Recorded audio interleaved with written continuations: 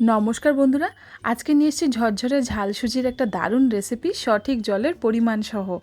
তার আগে বলে রাখি, রেসিপিটা ভালো লাগলে অবশ্যই লাইক করবেন আর আমার চ্যানেলটাকে সাবস্ক্রাইব করতে একদমই ভুলবেন না। এটা সম্পূর্ণ ফ্রি।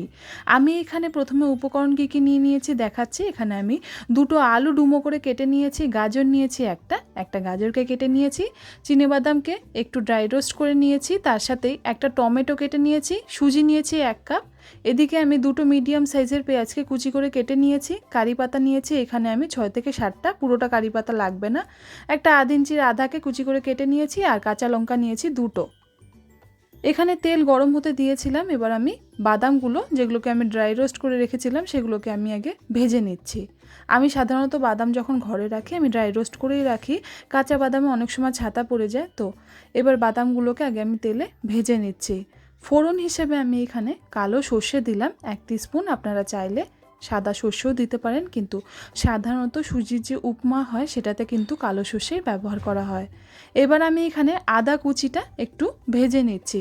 আদা কিন্তু আমি থেতো করে দিইনি, কুচি করে দিয়েছি। এবার আমি এখানে যে পেঁয়াজ দুটো কেটে রেখেছিলাম সেগুলোকে একটু লাল করে ভেজে নিলাম।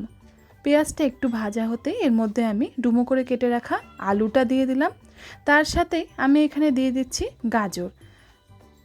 আলু আর গাজরটা দেওয়ার পর আমি এখানে একটু এগুলোকে ভেজে নিচ্ছি একসাথে।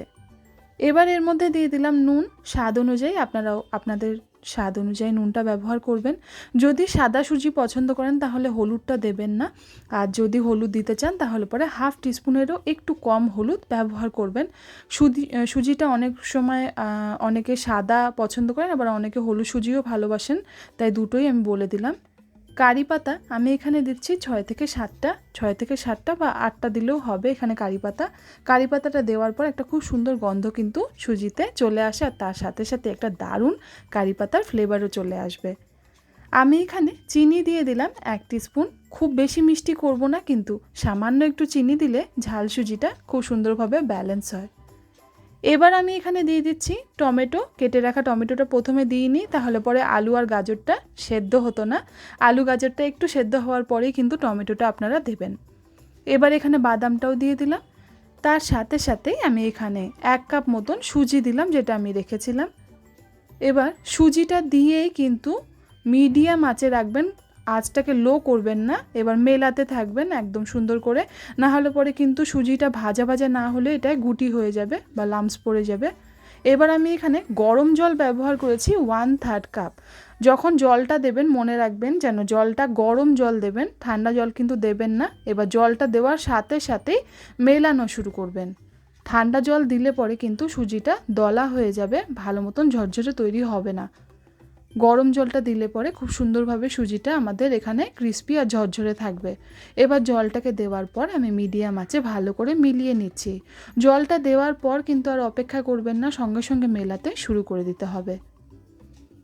এবার আমি এখানে একটা লেবু চিপে দিচ্ছি। আন্দাজ করলে পরে এটা 2 টেবিল চামচ লেবুর রস আমি এখানে দিলাম।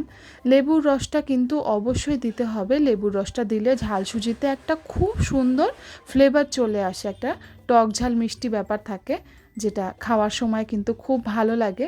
মিশিয়ে নিয়েছি লেবুর রসটা। দেখুন সুজিটা কতটা সুন্দরভাবে ঝরঝরে তৈরি হয়ে গিয়েছে।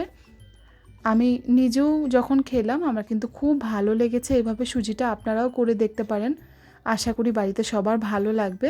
আর সুজিটা সম্পূর্ণভাবে ঝরঝরে করতে পারেন, আর যদি চান তাহলে সুজিটা আপনাদের নরম পছন্দ হলে জলের পরিমাণটা আর একটু বেশি বাড়িয়ে দিলেই হবে, কিন্তু জলটা যেন গরম জল হয় অবশ্যই। ঝাল সুজি আমার এখানে একদম তৈরি হয়ে গিয়েছে। ভীষণ সহজ আর খুব কম উপকরণ দিয়ে তৈরি হয়ে যায়। সকালের জল খাবার বলুন বা বিকালের টিফিন হিসেবে কিন্তু এটা আপনারা পরিবেশন করতেই পারেন। বাচ্চাদের জন্যও কিন্তু এটা খুব উপকারী একটা জিনিস, আর বাচ্চারা এটা খেতেও খুব ভালোবাসে। আশা করি রেসিপিটা ভালো লাগলো অবশ্যই আমার চ্যানেলটাকে সাবস্ক্রাইব করুন।